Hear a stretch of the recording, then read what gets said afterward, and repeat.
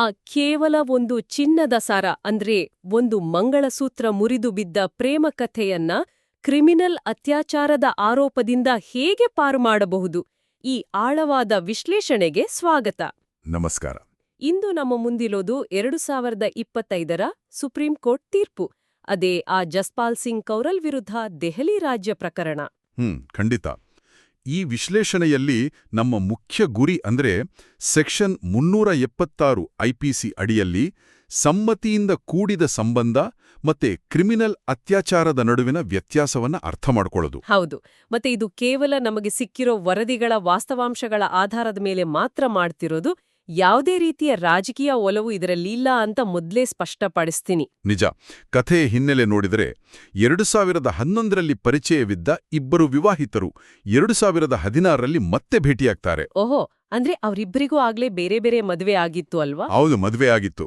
ಆಮೇಲೆ ಫೆಬ್ರವರಿ 2017ರಿಂದ ಅವರ ನಡುವೆ ದೈಹಿಕ ಸಂಬಂಧ ಶುರುವಾಗುತ್ತೆ. ಪುರುಷ ಕೆನಡಾದಿಂದ ವಾಪಸ್ ಬಂದಿದ್ದ. ಆಮೇಲೆ ಆ ಮಹಿಳೆ 2019ರಲ್ಲಿ ತನ್ನ ಗಂಡನಿಗೆ ವಿಚ್ಛೇದನ ಕೂಡ ಕೊಡ್ತಾಳೆ. ಅದೇ ಇಲ್ಲಿ ಮುಖ್ಯವಾದ ಘಟ್ಟ. ಆದ್ರೆ 2021ರಲ್ಲಿ ಸಂಬಂಧ ಮುರಿದು ಬಿದ್ದಾಗ ಆಕೆ ಅತ್ಯಾಚಾರ ಮತ್ತೆ ಕ್ರಿಮಿನಲ್ ಬೆದರಿಕೆ ಅಂದ್ರೆ ಸೆಕ್ಷನ್ 506 ಐಪಿಸಿ ಅಡಿಯಲ್ಲಿ ಎಫ್ಐಆರ್ ದಾಖಲಿಸ್ತಾಳೆ. ಆದ್ರೆ ಇಲ್ಲಿ ಆ ಮಂಗಳಸೂತ್ರದ ವಿಚಾರ ಬರುತ್ತಲ್ವಾ, ಆತ ಜಸ್ ಅಂತ ತನ್ನ ಹೆಸರಿನ ಮೊದಲಕ್ಷರ ಇರೋ ಮಂಗಳಸೂತ್ರ ಮಾಡಿಸಿದ್ದ. ಹೌದು, ಬರೀ ಮಂಗಳಸೂತ್ರ ಅಲ್ಲ, ಆತ ಅವಳ ಜೊತೆ 25 ದಿನ ಒಂದೇ ಮನೆಯಲ್ಲಿ ವಾಸ ಕೂಡ ಇದ್ದ. ನ್ಯಾಯಾಲಯದ ದೃಷ್ಟಿಯಲ್ಲಿ ಆ ಮಂಗಳಸೂತ್ರ ಬರೀ ಒಡವೆ ಆಗ್ಲಿಲ್ಲ.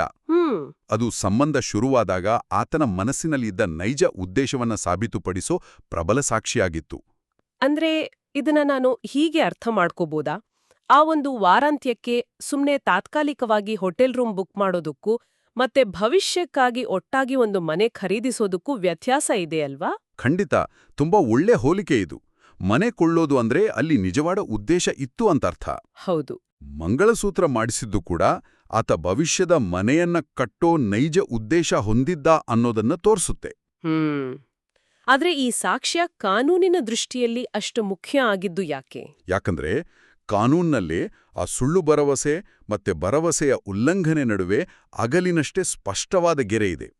ಸುಳ್ಳು ಭರವಸೆ ಅಂದ್ರೆ ಮೊದಲಿಂದಲೂ ಮದುವೆಯಾಗೋ ಉದ್ದೇಶನೇ ಇಲ್ಲದಿರೋದು. ಅಂದ್ರೆ ಬರೀ ದೈಹಿಕ ಸಂಬಂಧಕ್ಕಾಗಿ ಮಾತ್ರ ನಾಟಕ ಮಾಡೋದು ಅಂತನಾ? ಹೌದು, ನಿಖರವಾಗಿ ಅದೇ.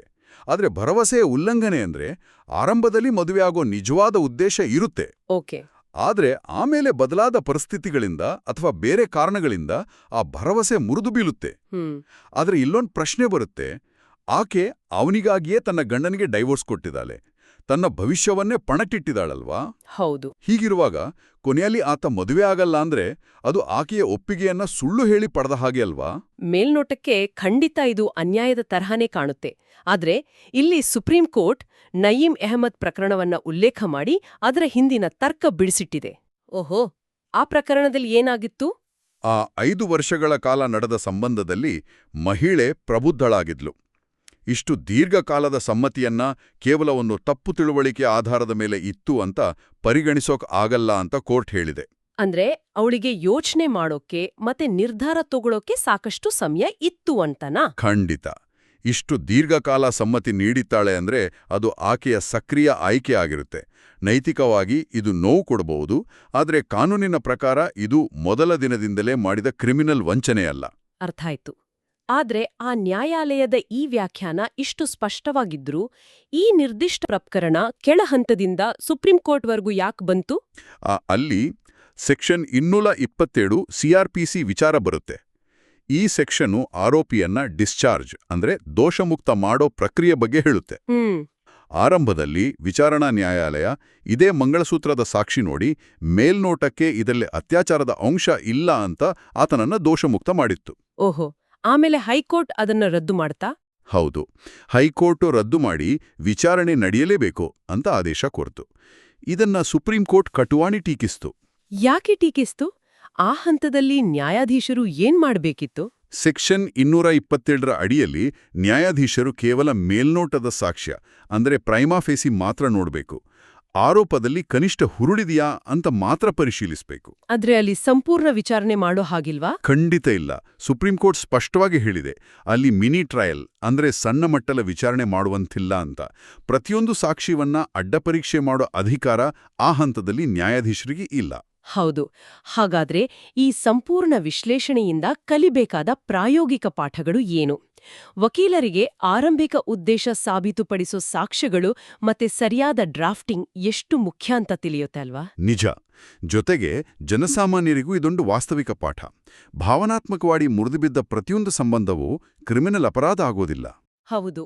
ಅದೇ ನಾವು ಮೊದಲು ಮಾತಾಡಿದ ಹೋಟೆಲ್ ರೂಮ್ ಮತ್ತೆ ಮನೆ ಖರೀದಿಸುವ ಉದಾಹರಣೆ ತರ, ಮನೆ ಕಟ್ಟೋ ಆಸೆ ನಿಜ ಆಗಿರಬಹುದು, ಅದೇ ಎಲ್ಲಾ ಮನೆಗಳು ಪೂರ್ಣಗೊಳ್ಳಲ್ಲ. ನಿಖರವಾಗಿ ಹೇಳಿದ್ರಿ. ಮನುಷ್ಯನ ಭಾವನೆಗಳು ಬದಲಾಗ್ತಾ ಇರುತ್ತೆ, ಒಲವುಗಳು ಮಾಸುತ್ತೆ. ಕಾನೂನು ಬರೀ ಅಪರಾಧಿಕ ಉದ್ದೇಶವನ್ನು ಶಿಕ್ಷಿಸುತ್ತೆ, ಹೊರತು ಮುರಿದುಬಿದ್ದ ಭರವಸೆಗಳನ್ನಲ್ಲ. ಹಾಗಾದ್ರೆ ಮುಕ್ತಾಯದಲ್ಲಿ ಒಂದು ವಿಚಾರದ ಬಗ್ಗೆ ಯೋಚನೆ ಮಾಡೋಣ. ಮಾನವನ ಭಾವನೆಗಳು ಮತ್ತೆ ಸಂದರ್ಭಗಳು ನಿರಂತರವಾಗಿ ಬದಲಾಗ್ತಾ ಇರುವಾಗ, ಹೌದು, ಸಂಬಂಧವೊಂದು ಶುರುವಾದ ನಿಖರವಾದ ಕ್ಷಣದಲ್ಲಿ ಆ ವ್ಯಕ್ತಿಯ ಮನಸ್ಸಿನಲ್ಲಿದ್ದ ಭಾವನಾತ್ಮಕ ಉದ್ದೇಶವನ್ನ ಕಾನೂನಾತ್ಮಕವಾಗಿ ಯಾವುದೇ ಸಂಶಯ ಇಲ್ಲದ ಹಾಗೆ ಸಾಬೀತುಪಡಿಸೋದು ನಿಜಕ್ಕೂ ಎಷ್ಟರ ಮಟ್ಟಿಗೆ ಸಾಧ್ಯ? ಅದೊಂದು ಬಹಳ ದೊಡ್ಡ ಪ್ರಶ್ನೆನೇ. ಖಂಡಿತ. ಇದೊಂದು ಪರಿಹರಿಸಲಾಗದ ಒಗಟು ಅಂತಲೇ ಹೇಳಬಹುದು.